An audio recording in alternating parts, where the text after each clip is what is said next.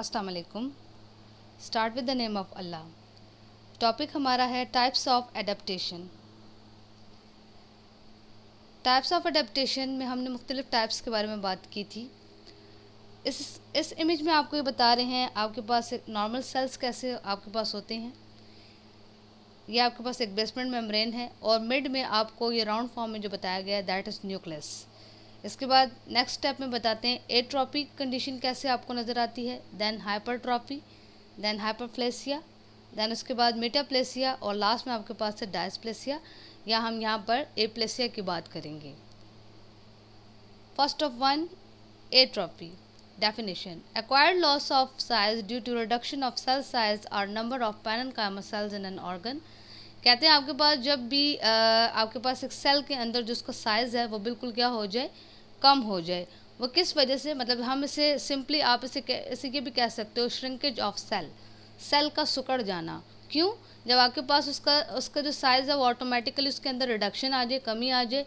या हम कहते हैं कि आपके पास जितने भी जो पैरेन्काइमा सेल्स होते हैं एक ऑर्गन के अंदर, एक अज़ा के अंदर, अगर उनमें आपके पास क्या आ रहा है, उनका जो नंबर है, उनका जो उनकी तादाद है उसके अंदर आपके पास कमी आ रही है। पैरेन्काइमा सेल्स क्या होते हैं बेसिकली, ये आपके पास एक ख़ास किस्म का फंक्शन कंडक्ट करते हैं किसी भी ऑर्गन का, जो कि बेसिकली उसका काम क्या है कि वो उस ऑर्गन को मज़ीद उसकी डेवलपमेंट में, जो उसका डेवलपमेंट का जो प्रोसेस होगा उसमें उसको मज़ीद जो है वो उसको हेल्प आउट करेगा। ये पैरेन्काइमा सेल्स का बेसिकली काम ये होता है। तो कहता है आपके पास किसी भी ऑर्गन के अंदर अगर इनकी तादाद जो है वो क्या हो जाए, आपके पास ये जो है कमी वाक़या हो जाए इनके अंदर, तो that is called atrophy. Causes, वजह क्या हो सकती हैं, फिजियोलॉजिक जो इसकी वजूहात हैं, ड्यू टू डिक्रीज वर्कलोड। अगर हम जो है वो जो वर्कलोड है आपके पास वो कम है उसकी वजह से, for example decrease size of uterus following child birth और डिजीज़। मिसाल के तौर पर अगर आपके पास यूट्रस का जो साइज़ है वो कम होता है ड्यूरिंग द चाइल्ड बर्थ, जब आपके पास एक यंग वन की पैदाइश होती है या बीमारी के दौरान। पैथोलॉजिक से मुराद जो कि आपके पास एक डिजीज़ से रिलेटेड होगा। इसमें जो मुख्तलिफ़ कंडीशंस आती हैं, फर्स्ट आपके पास है स्टारवेशन क्या, जब आपके पास एक किल्लत पैदा हो जाती है, जैसे कि आपके पास हम कहते हैं सफरिंग है और डेथ है cause by the lack of food. अगर आपके पास एक ग़िज़ाई किल्लत की वजह से, फूड की कमी की वजह से किसी भी बंदे की डेथ हो जाती है, डेथ वाक़या हो जाए, that is called starvation. Second, ischaemic condition आपके पास क्या है कि जब आपके पास हम बात करते हैं कि आपके पास रिस्ट्रक्शन हो जाए, ब्लड सप्लाई में कमी पैदा हो जाए, किसी भी टिश्यू की तरफ जो ब्लड है वो कम मिकदार में जा रहा है और उसकी वजह से क्या होगा, देन आपके पास ऑक्सीजन की शॉर्टेज हो जाती है, कमी पैदा हो जाती है, जो कि ज़रूरत होती है आपके पास बहुत सारी सेल्स के अंदर मेटाबॉलिक एक्टिविटीज़ करने के लिए, केमिकल रिएक्शंस करने के लिए उस ऑक्सीजन की ज़रूरत है ताकि वो टिश्यू को क्या कर सके, अलिव रख सके, ज़िंदा रख सके। लेकिन बाद दफ़ा कुछ ऐसी अबनॉर्मेलिटीज़ आ जाती हैं जिसकी वजह से वो ब्लड आपके पास रिस्ट्रिक्ट होकर रह जाता है, मतलब महदूद होकर रह जाता है एक जगह तक, और वो बाकी और साइट्स पर और जगहों पर नहीं पहुंच पाता, तो इसे हम कहते हैं इस्चेमिक कंडीशन। और ये बेसिकली आपके पास अगर ब्लड वेसल्स के अंदर कोई प्रॉब्लम है या आपके पास रिजल्टेंट डैमेज है या डायसफंक्शन है किसी भी टिश्यू का, उस वजह से हो सकती है। डिसयूज़ की वजह से न्यूरोपैथिक आपके पास ये एक ऐसा पेन है जो कि हम कहते हैं बेसिकली जब भी आपके पास क्या हो, डैमेज आ जाए या disease affecting the somatosensory nervous system को ये मुतासिर करेगा आपके।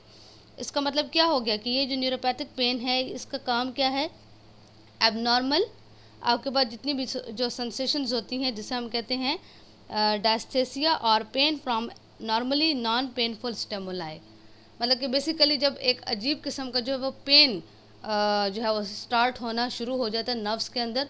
तो ये क्यों होता है, बाद दफ़ा हमारे पास नर्वस सिस्टम के अंदर एक डैमेज हो जाता है, नुकसान उसको पहुंचता है उसकी वजह से।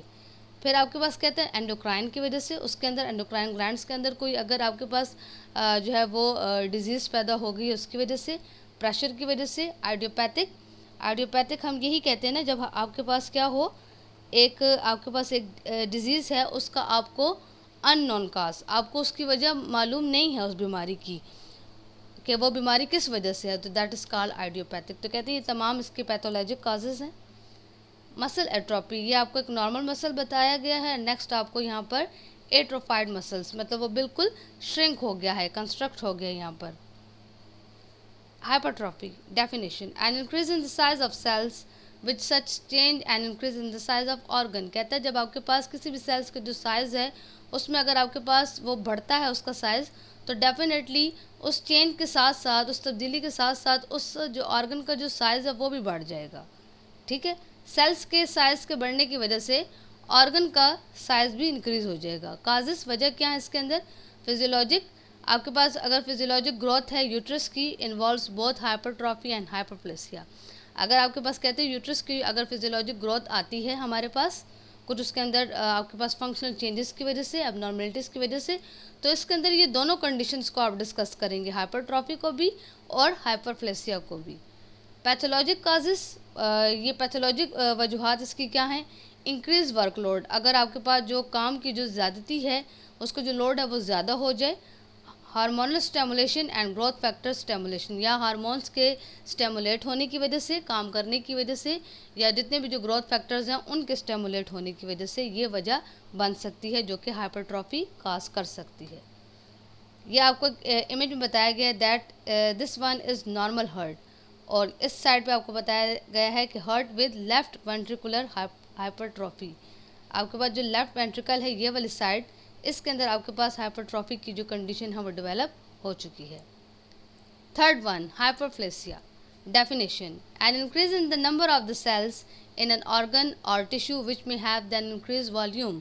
अगर आपके पास कहते हैं जितने भी जो सेल्स हैं एक ऑर्गन के अंदर, अगर उनके नंबर, उनकी तादाद में इजाफा हो रहा है, या टिश्यूज़ के अंदर, मतलब जितने भी जो उनके नंबर्स की बात कर रहे हैं, आपके पास तादाद अगर बढ़ रही है तो इसके साथ साथ क्या होगा, उसका वॉल्यूम भी इंक्रीज़ होता जाएगा, वॉल्यूम भी ज़्यादा होता जाएगा। काजेस, वजह क्या है इसकी? फिजियोलॉजिकल क्या हो सकती है हमारे पास? ए बात कर रहे हैं हार्मोनल, इन्फ्लुएंस ऑफ हार्मोनल स्टेमुलेशन, अगर आपके पास जो हार्मोन्स के स्टेमुलेट उनके चलने की वजह से आपके पास जो है वो एक असरात अपना असर ज़ाहिर कर रहे हैं, मतलब उसकी वजह से मुख्तलिफ आपके पास चेंजेस आ रही हैं, मुख्तलिफ एबनॉर्मलिटीज़ काज हो रही हैं, तो उसकी वजह से।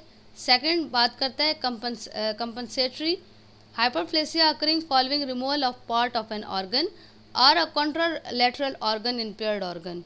कहता है अगर आपके पास हाइपरप्लेसिया की कंडीशन जो है वो डेवलप होती है और वो क्या करते हैं, अगर आप में उसमें आपके जो ऑर्गन है जो उसका कोई भी हिस्सा जो है वो रिमूव हो जाता है, या हम कहते हैं आपके पास कॉन्ट्रालैटरल कंडीशन डेवलप हो सकती है, या आपके पास क्या है कॉन्ट्रालैटरल, अगर हम कहते हैं relating to or denoting the side of the body opposite to that on which a particular structure or condition occurs.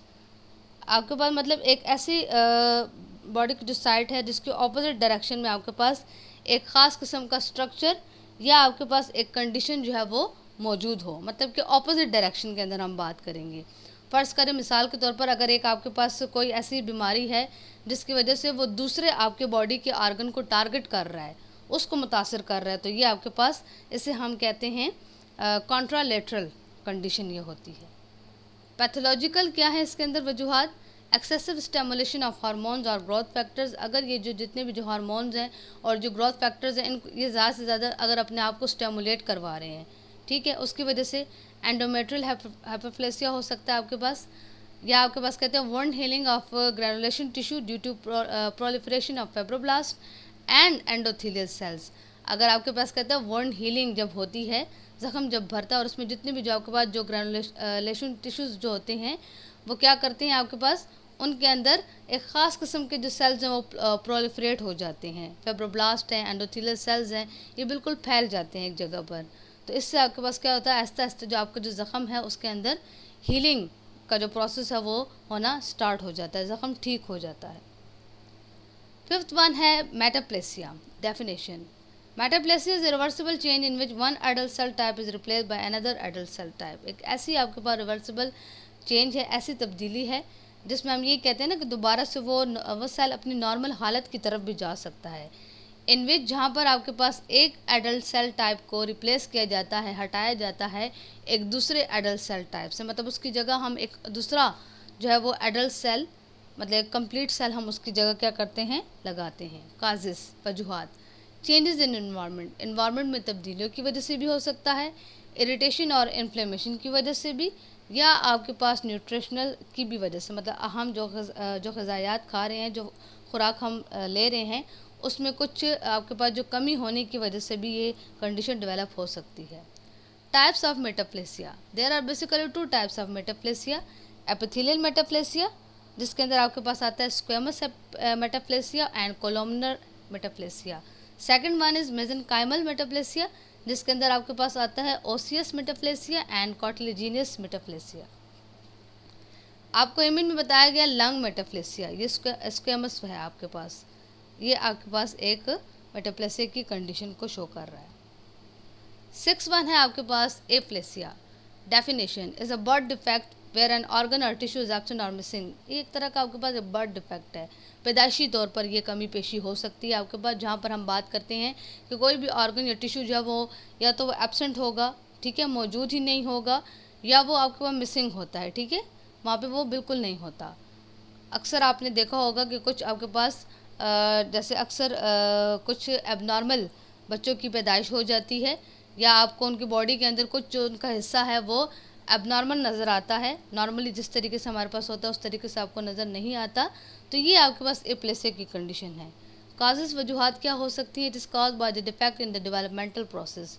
कहते हैं किस वजह से हो सकता है? हमारे पास जितने भी जो डेवलपमेंटल प्रोसेसेस होते हैं कि एक आपके पास एक सेल जो है वो किस तरीके से अपने आप को क्या कर रहा है, डिवाइड कर रहा है मुख्तलिफ कंडीशंस के अंदर, उसमें अगर आपके पास कोई डिफेक्ट खराबी आती है तो तब एग्जाम्पल्स इसके अंदर आती हैं एक्वायर्ड प्योर रेड सेल एपिलेसिया। ये आपके पास एक ऐसी कंडीशन है, ये एक बोन मैरो डिसऑर्डर है, ठीक है, बोन मैरो के अंदर एक जो है उसकी बीमारी जो है वो काज होती है, वजह बनती है, जिसके अंदर आपके पास कहते हैं it characterize by reduction of red blood cells. आपके जो जितने भी जो रेड ब्लड सेल्स हैं उनकी आपकी जो जितने भी जो वहाँ पर मौजूद होते हैं उनके अंदर कमी पेशी जो है वो वाक़या हो सकती है। जैसे कि जो एरिथ्रोसाइट्स हैं ये प्रोड्यूस होते हैं बाय द बोन मैरो की मदद से, तो ये इनके अंदर कमी आना स्टार्ट हो जाती है। नेक्स्ट आपके पास है एप्लेस्टिक एनीमिया।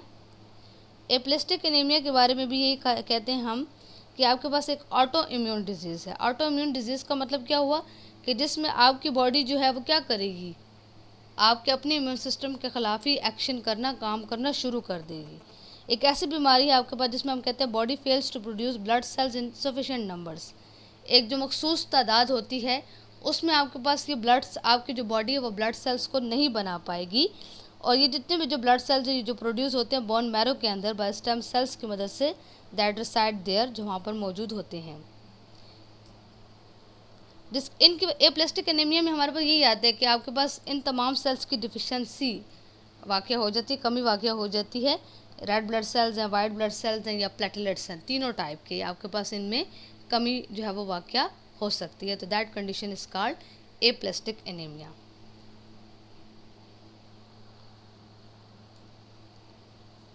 Thank you.